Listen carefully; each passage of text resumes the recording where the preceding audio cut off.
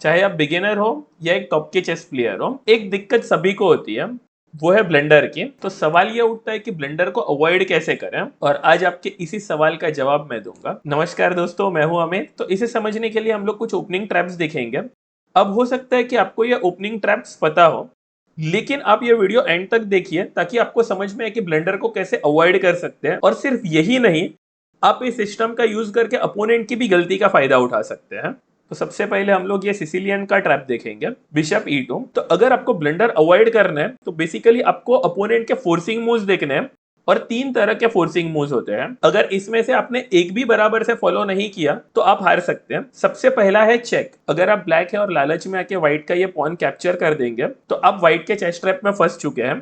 यहाँ पे व्हाइट खेलेगा queen E4 check double attack, bishop D7 queen into E4, और यहाँ पे व्हाइट एक पीस अप हो जाएगा। अब थोड़ी देर के लिए हम ये अज्यूम करते हैं कि आपको ये ट्रैप नहीं पता है, तो कोई भी मूव खेलने के पहले सोचना बहुत जरूरी रहता है। स्पेशली चेस में अपोनेंट का मूव बहुत ही इंपॉर्टेंट होता है, तो आपको मन में पहले विजुअलाइज करना है। सो लेट्स से आपने यहाँ पे मन बना लिया है कि मैं इस पॉन को मारूंगा। अब आप अवेयर नहीं है ट्रैप के बारे में, तो आप विजुअलाइज कीजिए कि आपने नाइट इंटू E4 खेल लिया है।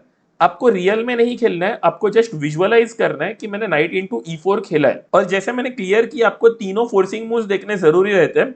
अभी हम लोग पहला फोर्सिंग मूव समझ रहे हैं, चेक। तो आपको यहाँ पर अपने अपोनेंट के सारे चेक्स देखने हैं। जैसे यहाँ पे वो बिशप B5 चेक दे सकता था, अगर ये चेक देता तो आप बिशप से ब्लॉक करते और आपको कोई हार्म नहीं होता। दूसरा है क्वीन A4 चेक, जो अभी हमने स्टडी किया। फिर आपको रियलाइज होगा यार क्वीन A4 चेक और यहाँ पे डबल अटैक में मेरा नाइट मर रहा है।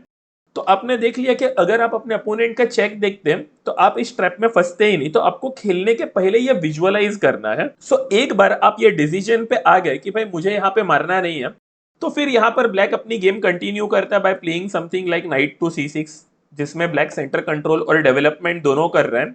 या ब्लैक G6 भी खेल सकता है with the idea of bishop G7 and short castle. अब हम एक और ट्रैप देखेंगे जिसमें हम दूसरा फोर्सिंग मूव समझेंगे। अब दूसरा फोर्सिंग मूव है कैप्चर।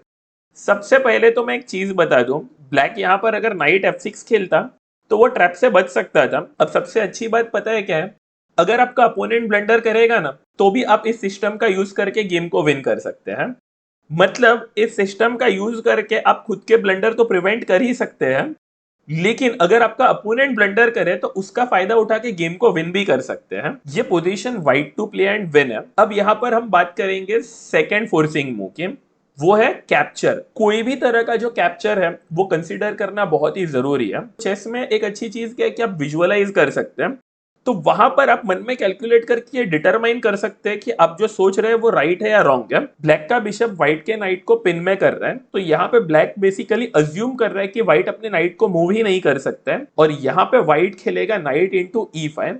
व्हाइट अपनी क्वीन सेक्रीफाइस देता है, जो कि ब्लैक ने सोचा ही नहीं। और अगर ब्लैक इसे एक्सेप्ट करता है तो व्हाइट खेलेगा bishop into F7 check, king E7 knight D5 checkmate. सबसे पहले तो मैं ब्लैक को ये ओपनिंग एडवाइज नहीं करता हूँ, आप यहाँ पर नाइट C6 खेलें, और अगर D6 कर भी दे तो यहाँ पर बिशप G4 बिल्कुल भी ना खेलें। यहाँ पे आप बिशप E7 खेल सकते हैं, followed up by night F6 and short castle. But आप इमेजिन कीजिए कि यहाँ पे अगर आप ब्लैक होते हैं, आप ये कैप्चर जब भी कंसीडर करेंगे तो ही तो आप देखेंगे कि यार मैं मारूंगा तो चेकमेट भी हो सकता है, राइट। तो आपको अपोनेंट के खेलने के पहले ही ये कैलकुलेट करना है। इसका मतलब आपको फोर्सिंग मूव कोई भी चेक हो, कोई भी कैप्चर हो, और तीसरा एक और फोर्सिंग मूव है जिसके ऊपर हम आएंगे, ये देखना बहुत ही जरूरी है। अगर यहाँ पे आप ब्लैक हैं तो इस चेस ट्रैप से बचने के लिए आप नाइट F6 खेल सकते हैं, जो कि सेंटर कंट्रोल भी कर रहा है, डेवलपमेंट भी किया ब्लैक ने। At the same time black का जो नाइट है वो बिशप को डिफेंड भी कर रहा है। और अब हमें देखना है तीसरा फोर्सिंग मूव, और उसके लिए हम लोग ये पोजीशन पर आते हैं, और इस वेरिएशन में हम एक और चेस ट्रिक सीखेंगे। तो तीसरा फोर्सिंग मूव है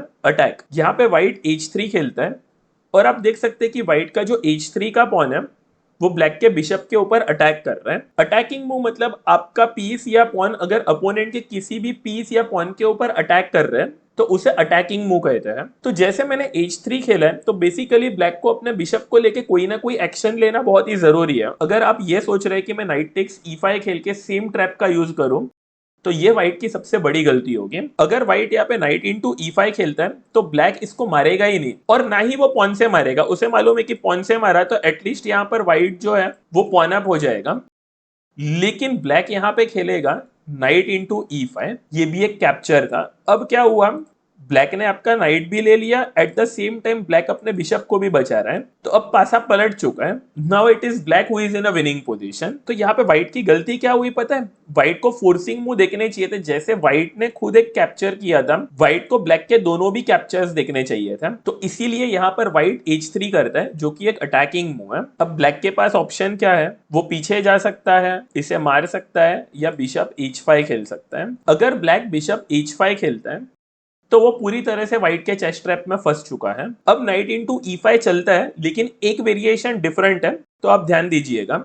यहाँ पे बेसिकली ब्लैक के पास तीन ऑप्शंस हैं, bishop into d1, d into e5, night into e5। अगर ब्लैक बिशप इंटू d1 खेलता है तो हम पहले की ही तरह उसे चेकमेट कर सकते हैं, और अगर ब्लैक d इंटू e5 खेलता है तो व्हाइट क्वीन इंटू h5 खेल के पॉन अप हो सकता है। अगर ब्लैक नाइट इंटू e5 खेलता है तो व्हाइट यहाँ पे खेलेगा queen into h5, knight into c4, queen b5 check double attack. तो चेक जो कि एक फोर्सिंग मूव है, इसका यूज करके मैंने डबल अटैक दिया है और हम लोग अपना पीस रीगेन करते हैं। अब इस फोर्सिंग सीक्वेंस की वजह से व्हाइट एक पॉन अप हो चुका है। अब अगर इस पोजीशन में ब्लैक ये सभी फोर्सिंग मूव्स पहले ही कैलकुलेट कर लेता तो यहाँ पर black either bishop into f3 खेलता या बिशप e6 खेलता और ये गेम कंटिन्यू होती। दोस्तों, अगर आपको एक जबरदस्त चेस ट्रैप सीखना है तो ये वीडियो जरूर देखें, और अगर आपको दूसरे मजेदार चेस ओपनिंग ट्रिक्स सीखने हैं तो आप हमारे chess opening tricks and traps का प्लेलिस्ट भी देख सकते हैं।